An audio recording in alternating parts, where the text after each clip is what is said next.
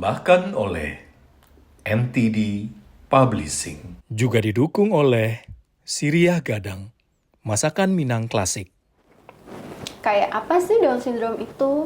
Bahwa kalau Down syndrome adalah kelainan genetik, lalu konsekuensi dari kelainan genetik itu apa? Ya dia akan hidup selalu dengan itu.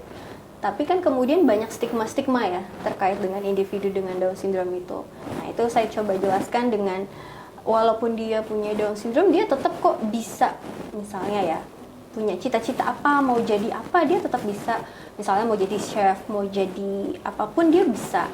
Terus melakukan aktivitas apa yang menantang bersama teman-teman atau keluarga, dia bisa.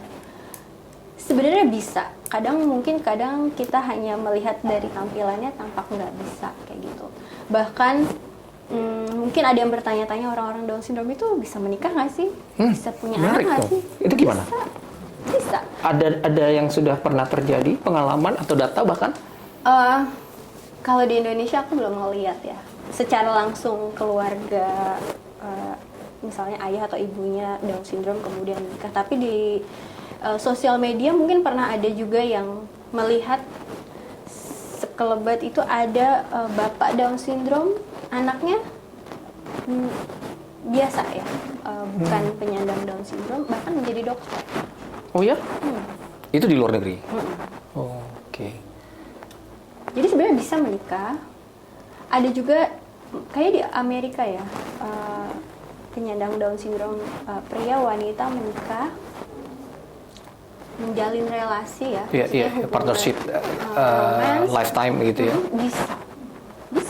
Kan dia sama juga kayak kita, dia bisa merasakan happy, bisa merasakan sedih. Kalau dia suka sama seseorang kan itu sesuatu yang natural, yang mereka juga bisa. Iya, itu dari sisi perasaan atau emosional feelingsnya. Tapi dari sisi anatomi tubuhnya? Bisa. Boleh ya, kita sambil ngobrol ya? Boleh. Ya itu kan ilmiah ya. Iya, itu justru itu. Justru itu iya, maksudnya artinya tubuh mereka berfungsi secara sama seperti kita. Dia bisa hamil, bisa melahirkan untuk yang perempuan ya. Terus untuk yang laki-laki, maksudnya kalau dia bisa udah balik, juga. iya. Kalau dia udah balik, maksudnya yang laki-laki udah mimpi basah, yang perempuan sudah menstruasi. Ketika mereka menikah, terus membangun keluarga, bisa. Karena itu berfungsi dengan, makanya pendidikan seksualitas untuk penyandang Down syndrome juga penting. Ada nggak di sini? Nggak ada. Belum sampai di situ. Baru kepikiran sekarang? Enggak, udah kepikiran. Oke. Masuk Lalu? dalam agenda Down syndrome Indonesia untuk gimana ya mendesain pendidikan seksualitas. Karena banyak kasus pelecehan seksual untuk penyandang Down syndrome. Oh iya? Di mana? Di sini? Di luar negeri? Di Indonesia? Di Indonesia. Jadi karena mungkin dianggap, kan secara verbal kan mereka komunikasinya terbatas ya. Dan sedihnya adalah pelaku kekerasannya justru orang-orang terdekat. Lingkar dekat ya? Keluarga. Maka. Oh iya? Kayak omnya atau tetangganya. Itu pernah juga dibahas di komunitas perempuan penyandang Down syndrome korban kekerasan, ya sampai hamil, dan pelakunya orang terdekat. Dan itu kan jadi catatan ya, gimana kita mengajarkan penyandang Down syndrome ini untuk menjaga diri. Terus artinya kan kalau hasrat juga kan mereka rasakan ya. Misalnya untuk yang laki-laki nih, penyandang Down syndrome, ketika dia memiliki hasrat, itu kan sesuatu yang natural. Tapi kan gimana kita mengajarkan mengelolanya kan. Maksudnya ketika dia belum menikah, bagaimana menyalurkan hasratnya, yang kayak gitu-gitu ya. Nah, ya udah kepikiran, karena kan saya juga punya anak laki-laki ya. Ketika nanti dia menjadi balik, dewasa, artinya kan secara fungsi tubuh dan tanggung jawabnya kan sudah melekat. Tapi kan karena keterbatasan intelektualnya kan, dia ada tantangan kan gimana meregulasi semuanya kayak gitu. Ya mudah-mudahan next project setelah ini. Iya, saya jadi terpikir bahwa ini bagus. Begitu kita ngobrol akan lebih bagus kalau ternyata usaha dan motivasi untuk mencapai tujuan pemahaman atau awareness atau penerimaan gitu ya, lebih jauh lagi ke arah menyelamatkan potensi-potensi yang tidak hanya sekadar bully tapi harassment atau dari sisi seksual. Karena belum semua jangan-jangan tahu tentang bahwa orang Down syndrome itu. Sedihnya adalah saya pernah dengar berita ya, di salah satu SLB Indonesia. di Indonesia mengarahkan anak-anak ini untuk masturbasi untuk menyalurkan hasratnya. Ini gosip atau cerita berdasarkan orang tua yang cerita komplain? Ya, cerita dari teman ke teman gitu. Ya, itu kan jadi kepikiran juga kan? Oh iya pasti dong. Apakah itu cara yang benar? Maksudnya kan kalau secara kemampuan diri untuk menikah itu kan konsekuensinya besar ya. Misalnya secara kemampuan misalnya belum mampu menikah, tapi di sisi lain dia punya hasrat gimana menyalurkannya, lalu menyalurkannya dengan cara masturbasi gitu kan. Ya, saya belum bisa komentar sih, tapi kalau saya pribadi saya nggak setuju dengan cara itu. Tapi kan saya juga belum bisa memberi solusi saat ini. Berarti kan artinya kompleks nih pendidikan seksualitas untuk penyandang Down syndrome ini. Saya deg-degan dengarnya. Iya. Terus terang, aku merasa antara kaget, kagum dengan keterbukaan dirimu, plus juga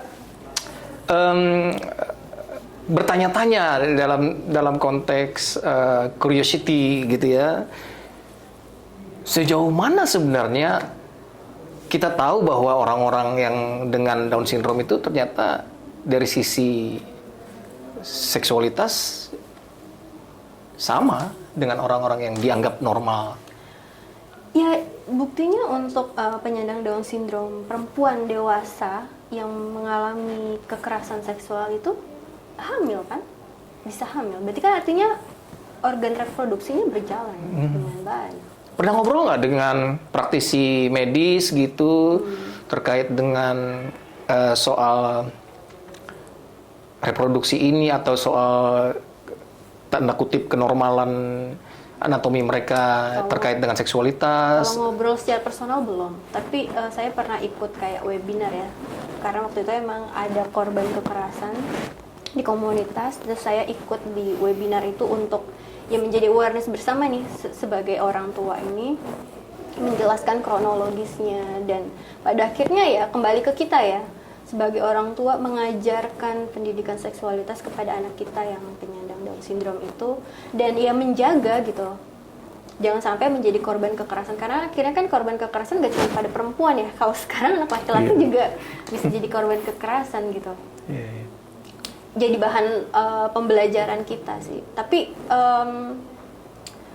ada ya beberapa teman yang merupakan psikolog yang sudah aku pikirkan untuk aku ajak diskusi gimana kita mendesain. Karena yang perlu diajarin nggak cuma anaknya nih yang penyandang Down syndrome, orang tuanya juga kan harus tahu ya gimana dia mengajarkannya kan. Karena memang harus konkret sih ya ngajarin anak-anak Down syndrome itu. Karena sesuatu yang abstrak kan sulit untuk dipahami buat mereka. Jadi kayak proses pembuahan itu harus dijelaskan dengan peraga kayak gitu. Aku nggak tahu nih apakah teman-teman di komunitas lain sudah ada yang punya inisiatif dan pay attention pendidikan yang seksualitas yang benar-benar ini ya. Tapi aku kalau ada pengen ikut juga nih, mau belajar gitu. Tapi kalau belum ada, nanti ketika ada waktunya udah kepikiran sih untuk perlu banget tuh kayak gitu ya. Maksudnya untuk bikin sesi itu ya, biar sama-sama belajar. Iya, itu yang dari sisi organ seksual dan efeknya, implikasinya dan sebagainya yang terkait dengan itu. Tapi ya balik lagi seperti dirimu bilang nih, sebagai sebuah alat yang kalau bahasa Orde Baru mencerdaskan kehidupan bangsa ini dahsyat gitu loh. Terutama ketika ketika aku baca bahwa ada pengetahuan yang sangat esensial yang menjelaskan bahwa ini tuh bukan penyakit. Iya. Dimana yang aku tahu sebagai orang awam, bukan hanya Down syndrome dikategorisasikan sebagai penyakit, tapi sebagai kutukan. Pernah dengar itu? Iya. Pernah. Tapi dirimu tulis itu. Gitu. Apa ada usaha untuk meluruskan itu waktu itu dalam pikiran sebelum menulis atau menerbitkan buku ini? Karena banyak banget mitos beredar tentang Down syndrome ya.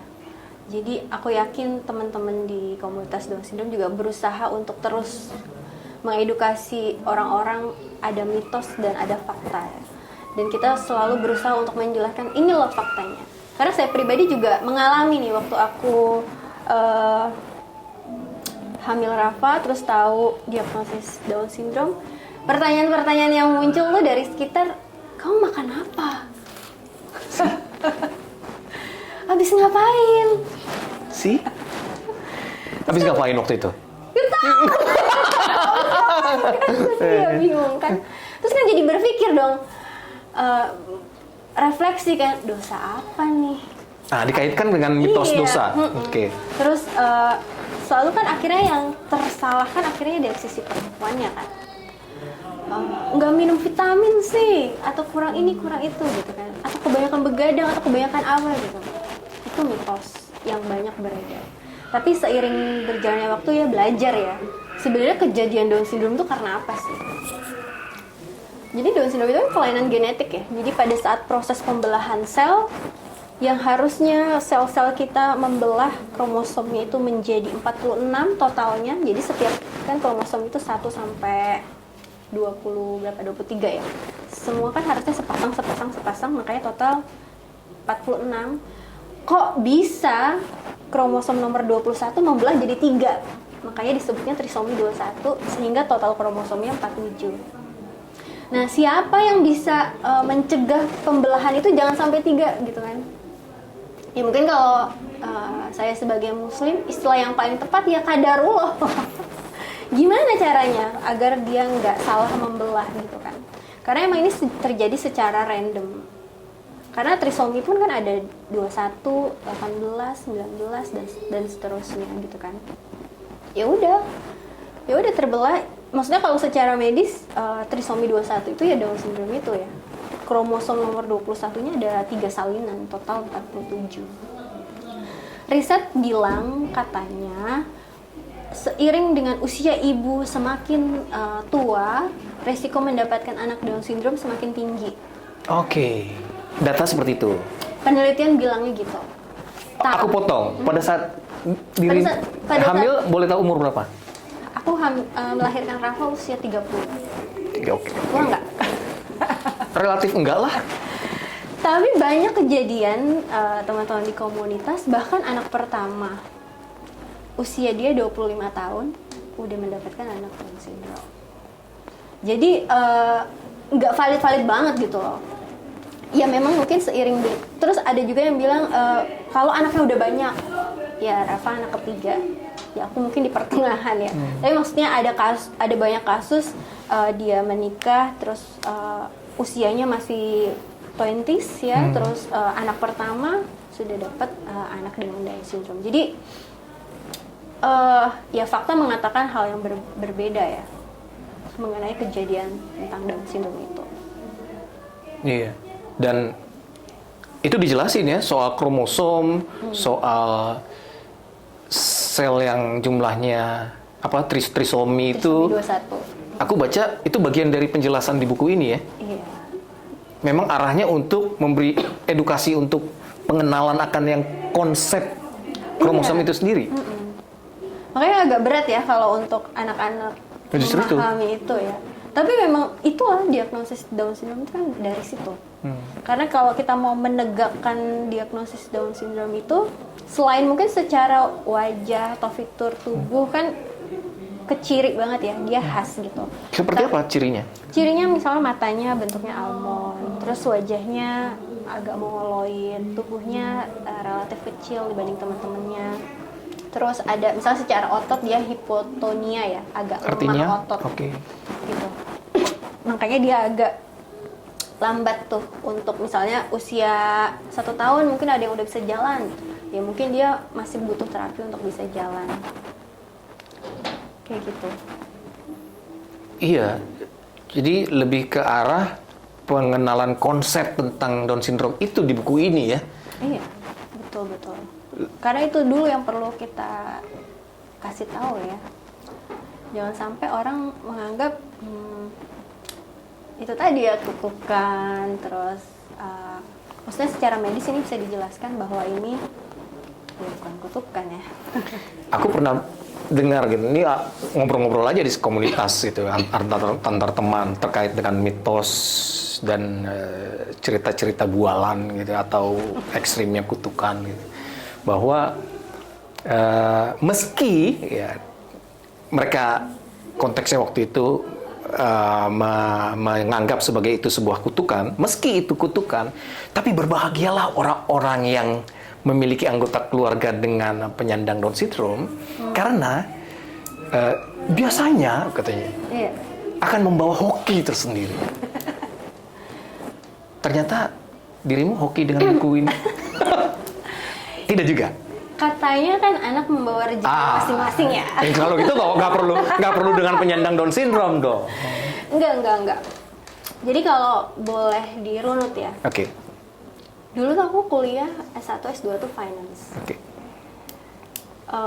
Waktu 2000 aku lulus S2 tuh 2013 ya. 15 16 tuh aku pengen sekolah lagi tuh. Oke. Ya karena tuntutan profesi tuh harus kalau bisa sekolah setinggi-tingginya.